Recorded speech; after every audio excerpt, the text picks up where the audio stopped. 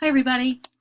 This week we're going to be examining the text I read it, but I don't get it. I chose this textbook because it's practical. I think it's easy to access. It has a lot of good ideas in it for teaching, and it focuses on adolescence. Words Their Way focuses more on younger children, and I wanted a resource that focuses more on older students. Words Their Way gives us a common language and a common resource and reference point for talking about word study. I Read It, but I Don't Get It gives us some common language as a group and a reference and a resource for comprehension.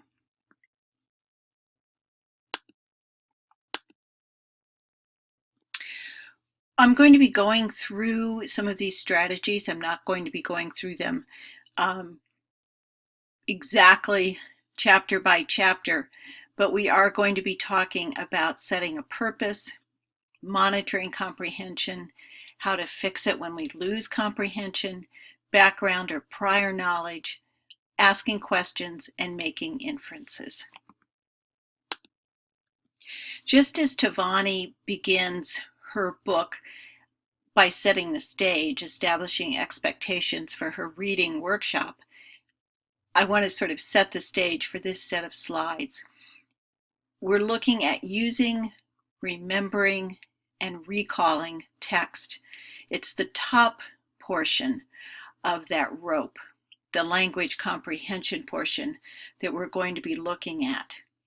Specifically, really how we use background knowledge, how language structures, and how verbal reasoning, those sort of linguistic ideas and concepts, become increasingly strategic as kids get older.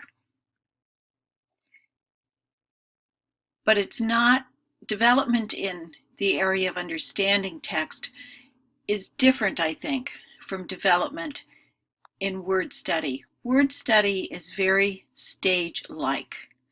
The accomplishments and the challenges of different stages differ. In comprehension, it's more of a recursive process.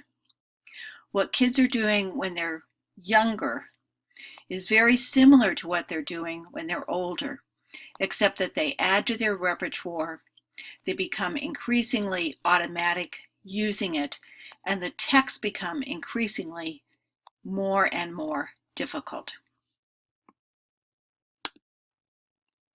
Another way of talking about comprehension and a definition that I particularly like is that it is the process of extracting and constructing meaning from print. And what Tavani, the approach that Tavani takes is the approach that the reading literature has taken, I'd say in the last 2, maybe perhaps even 3 decades, is what we're going to study what good readers do. So we're going to learn how to use what she says are thinking strategies. And if you remember Marianne Wolf talking about fluency and word recognition and that process becoming much more automatic, what it does, she says, is gives us more time to think. The other expectation I have as a teacher educator is that all teachers are teachers of reading.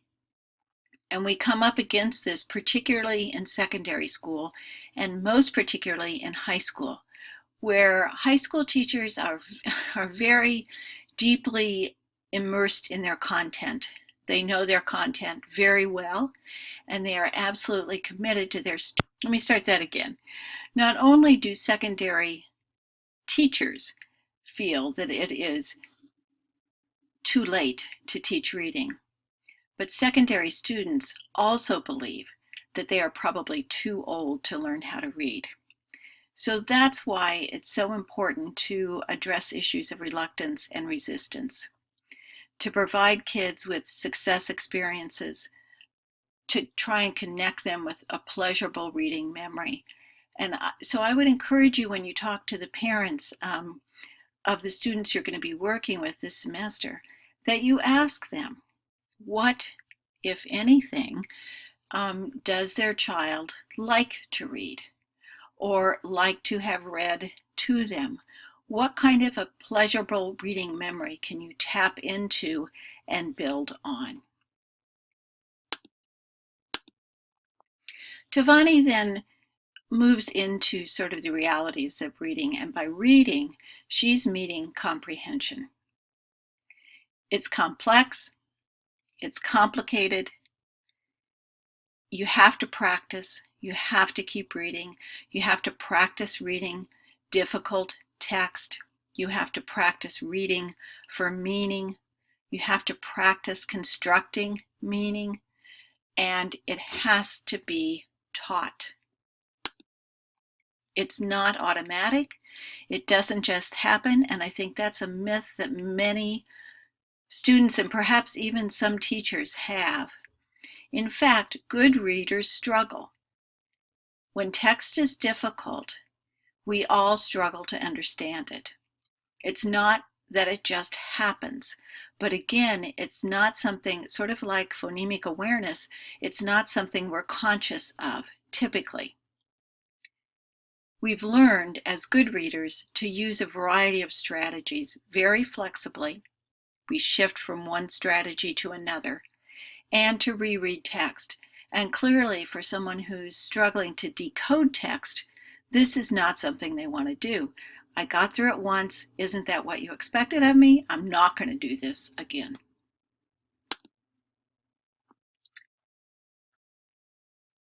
And therefore, text is inaccessible when students struggle to decode it. And so that's always something, as we think about assessment, as we think about where is a child's problem in reading, you want to start out with the notion that it could be failure to develop automatic decoding strategies. And how do you know that? How do you know whether it's decoding or comprehension? Well, you need to listen to them read, and you need to give a test of listening comprehension. So when you take decoding out of the equation, what do? Sometimes it's inaccessible because kids lack any purpose for reading. They're going through the motions. They don't monitor their comprehension. And when they fail to comprehend, they don't go back and reread or engage in some other kind of what Tavani calls fix-up strategies. We know that when we activate background knowledge, when we question the text, and we're able to read between the lines, what people often think of as making inferences, we do a better job of understanding what we're reading. And these are the comprehension strategies that we're going to be looking at today. First, purpose. So purpose makes a difference in how we read text, and we do this pretty automatically. If I'm going through a series of articles to see which ones might be relevant for something that I'm working on, I do that pretty quickly. If I want to analyze sort of what is particularly in a research article, what is the author's argument here? What are they trying to quote unquote prove? I may go back and reread 2 or 3 times looking for the structure of that argument. Or if I'm reading something where I need to be able to quote the statistical results and the findings, I may stop and review, rehearse, and memorize. So that may be different ways of reading the same kind of piece, but when we have very different texts, our purpose is fundamentally connected to the task at hand, whether we're reading a recipe, a magazine, a novel, or an insurance policy. God forbid. So she gives a very nice example of how purpose makes a difference. She asks you to read a passage, and the first time to read it, marking what you think is important, which is difficult to do without a purpose. And then she says, go back and mark it. What would be important for a robber? Well, in this particular passage, perhaps the fact that no one is home on Thursdays, perhaps the fact that there are tall hedges that hide the house from the road. Those might be important for someone who is planning on perhaps robbing the house. If you were interested in buying the house, however, you might look for you might like the idea that it had a finely landscaped yard, that it was big, and there was new stone siding and a fireplace added. So purpose, while you're reading, makes a difference. One of the really sort of tried and true ways of setting a purpose is to ask students to make a prediction. And this, as it's a part of the DRTA, the Directed Reading Thinking activity, has been around for 3, maybe even 4 decades. And it works. You can have students either make a prediction with a justification or without a justification, depending upon how sophisticated they are. But it's pretty easy. You're probably familiar with this. You take the text. I would say use a relatively short text, perhaps 1 to 2 pages at the most. Divide it into 4 to 6 sections and end each section at sort of a natural breaking point. Pass the piece out to the class. Ask them to make a prediction based on the title. Then ask them to read the first section to confirm or disconfirm their prediction. Talk about it, discuss it. Move on to the next section and engage in the same type of activity. It makes a great warm-up. Another way of setting a purpose is previewing. And Tavani doesn't talk very much about previewing. I think she mentions it once near the end of the book. But I find this to be a strategy that I think students benefit from. And I know I certainly do. Particularly relevant for expository texts, for content area texts, but looking at the title, reading the introduction, reading the conclusion, looking at the headings, maybe even turning the headings into a question, reading the captions, the graphs, and the tables. For me, having the big picture is really important. That's the background knowledge that I need for a particular text in order to attach the specific elements of that text to it and remember them. And she gives us some access tools in this chapter. Marking the text or text coding for background knowledge, questions and inference, double entry diaries. This reminds me of, for background, I wonder, for questioning, and I think for inference, and some comprehension constructions.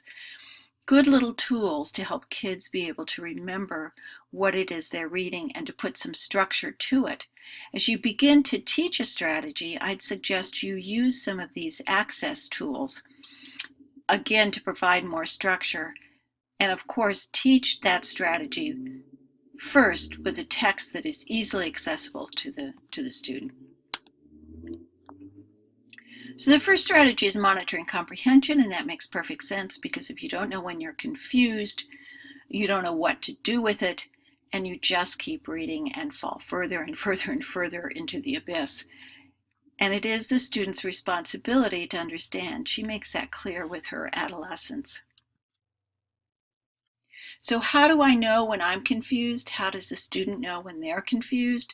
Well, certainly if you find yourself reciting the words as opposed to interacting and having a sort of a conversation with the words. You can read a text automatically and be thinking about something else. You can't comprehend a text unless you're thinking about that text. Classic, example is you can read a bedtime story to your child, go right through that book, have no idea what you've read, skip pages, the children will know it, but you'll be thinking about something else because you can read and decode automatically. As close as you can get to making these strategies more strategic and more automatic, you can never do so completely. Am I getting a visual image? I know for me that's one thing, particularly when I'm reading a novel, is I see it in my mind, and I'm sure you do too. Am I able to recall what I read? The newspaper, for example, and do I encounter an unfamiliar fact or a character. And that's when I find myself having to go back at a newspaper article or a magazine article and say, wait a minute, who is this person? How did I miss them? All about monitoring comprehension. Again, all students, all readers encounter confusion.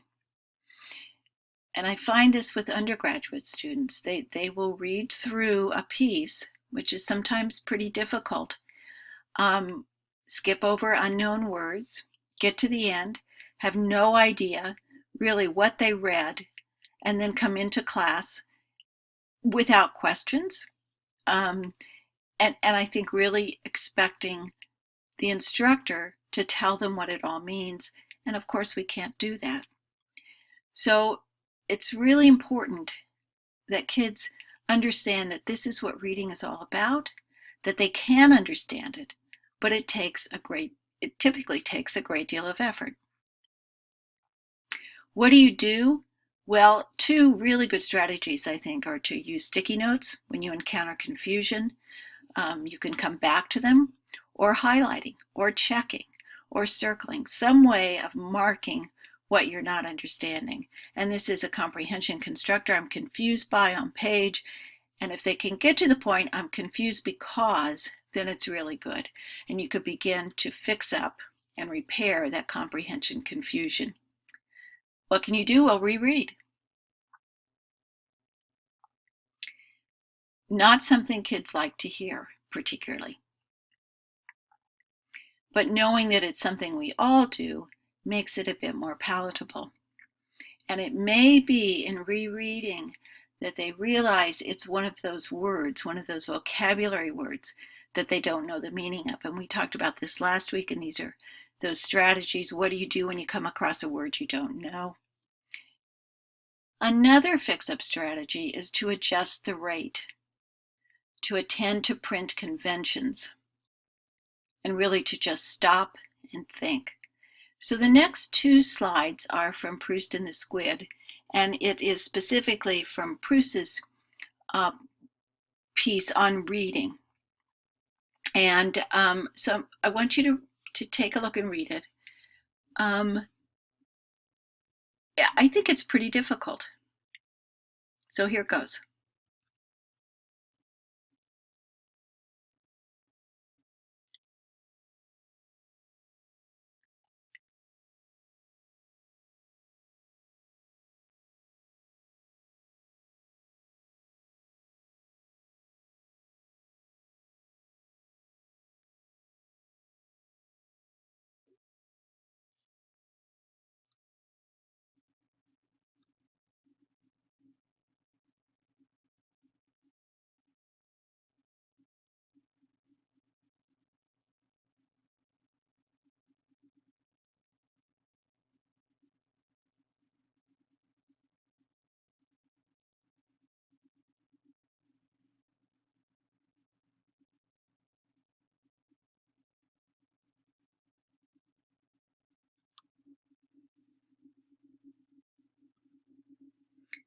First of all, there are two sentences. And there are many, many words in that second sentence.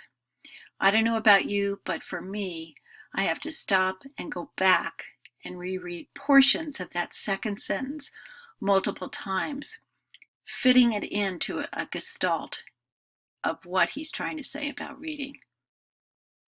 So rereading and struggling with text is something that we all have to engage in from time to time. Another strategy is visualization.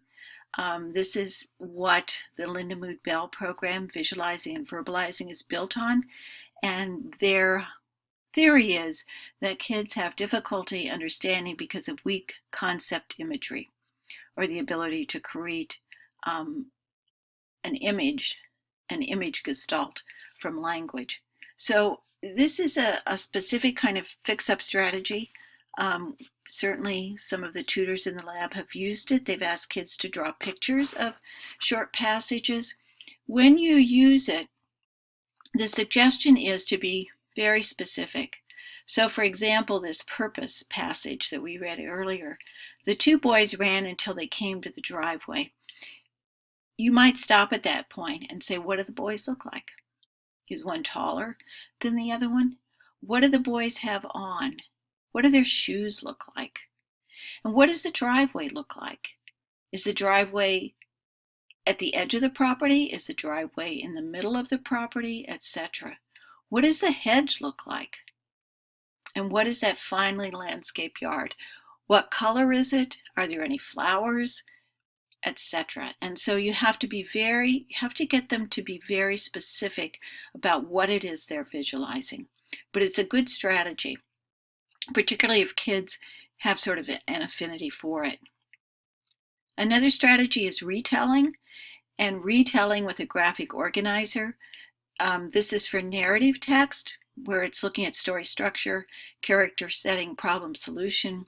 Another sort of story map, which is looking at the beginning, middle, and end, and you can certainly combine them. But again, graphic organizers are very helpful if you talk about them, because it is the language that surrounds what goes in those boxes that is important. For expository informational text, you may want to use sentence starters, framed paragraphs, or even an exit ticket. What do I remember from today? What did I learn?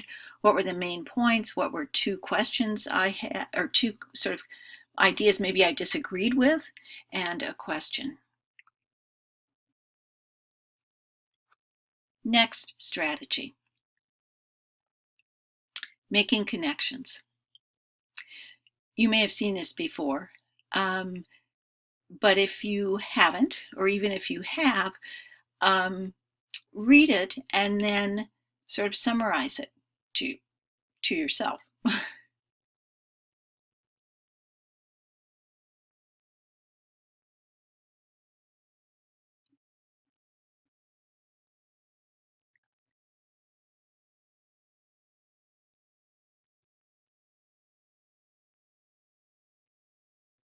So what is this about? Well, if you had trouble, now read it. It's much easier, isn't it?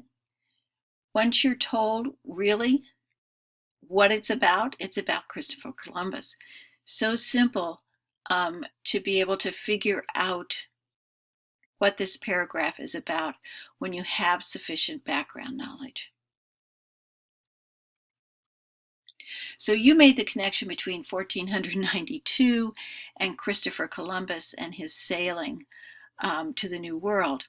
And you did that because you were able to connect your sort of text to your life experiences.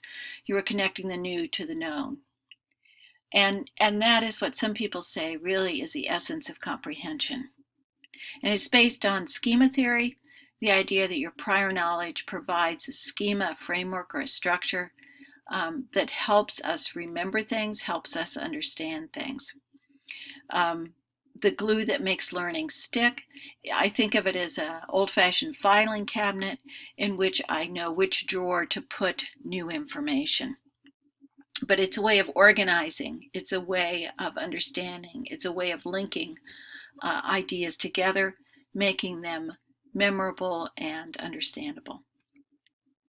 These are the kind of connections that the research literature talks about, all of which are valid.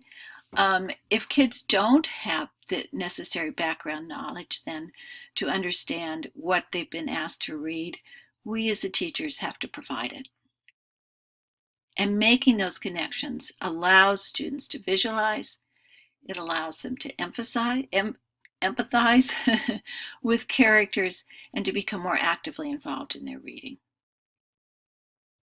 And this is a couple of access tools, marking the text as background knowledge. Something I do. This reminds me of this text. This reminds me of this quote. And then a double entry diary. Another strategy, asking questions. Not us, the teacher, asking questions. That's what we typically do, is we typically really assess comprehension rather than teach comprehension. In the lab, for example, if one of your goals is comprehension, I wouldn't want to see you having them read something and then asking them questions. What we're looking for is for you to have them read something and then teach them or have them implement, with your support and guidance, one of these strategies. So this happens to be a paragraph from a book that I'm reading now, entitled The Orphan Master's Son. And if you have read this book, you'll recognize it. And there are two parts to the book. The first part of the book is entitled The Biography of Jun Do, and the second part of the book is entitled The Confessions of Commander Ga. And this is the opening paragraph of that second part. So read it, and what questions do you have?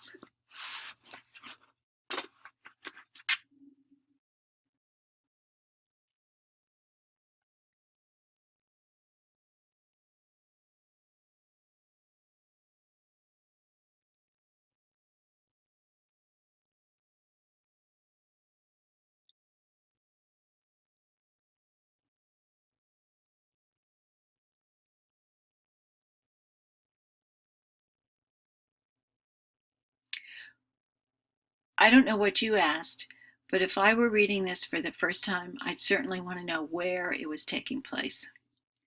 I'd want to know if it was in present day or a time past or perhaps even in the future. I'd want to know what it meant by interrogation, and I would read on to find out certainly a bit more about who Captain Ga was. So asking questions and encouraging our students to ask questions with the frame, I wonder, help them set a purpose for reading, sometimes help them clarify the content, and really set the stage for inference making, because the questions provide sort of that springboard, that foundation, for kids to be able to then connect what they know and what they can infer from the text. QAR, question answer relationships, also been around many, many years. Tavani takes a little different take on this, but the QAR, which you probably have seen, is the answer to the question in the book? Is the answer to the question in my head? Is it right there? In other words, I can go right to the date in the text, or do I need to look through different parts of the text to find the answer, but basically it's in the book? Or is it something, an inference that I have to make? I have to combine previous knowledge with text information, or it's not in the text and I have to infer beyond that simply previous experience, or, as Tavani talks about, to another source. And this has been around for a long time. Asking kids to generate these different kinds of questions is a good strategy. They become much more engaged with the text. Let me show you how someone a few years ago took these strategies and put them together in her tutoring. And what she found from the assessment was that the youngster did not seem to have a lot of decoding problems. She was a fourth grader, but she was having a tremendous amount of difficulty answering implicit questions. She could do a pretty good job of explicit questions, those questions which are right in the book. But those that involved some inference making, she was really struggling with. So she uses sticky notes to indicate moments of confusion. It was enlightening to observe as the girl's name placed sticky notes in the passage to indicate moments of confusion. When reading a short fourth grade passage about skateboarding, 6 moments of confusion in 209 words were indicated. When we went back to the points of confusion, she was also able to articulate what was unclear. As planned, we then used the fix-up strategy of backing up a little bit to reread. We also needed to use connecting to background knowledge and reading ahead with a question in mind. So this tutor is pulled together, recognizing confusion and noting it with a sticky note, rereading, connecting to background knowledge, and questioning. And she's worked on this, and she continues to work on this throughout the semester by modeling the strategy, thinking aloud, prompting the strategy, and prompting until the tutee begins to use the strategy independently. And she began practice with easy and then more difficult text. So a really good example of pulling together these strategies in a tutoring session. Inference making based on text clues, that sort of close reading, based on evidence, what's seen in the text, combined with the unseen text, the student's background knowledge. The default response often is background knowledge.